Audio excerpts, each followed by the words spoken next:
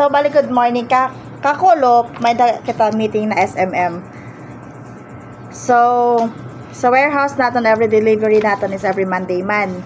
May kita request for inventory and CVC nga teal, C yellow brown, tapos dry fit nga pastel orange.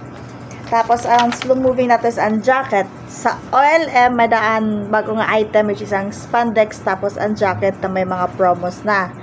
So sa aton ads may dakita 13 nga active sa tricycle, tapos sa curtain may dakita 8. Tapos for installation pa an unog. Sa treasury walay man niya refund. Sa visual categorization sa SRAC naka-attach naman ka natin dyan, so for approval na lahat to. Okay guys.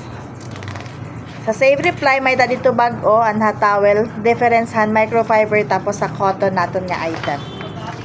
So sa audit walay na kita active nga hotspot.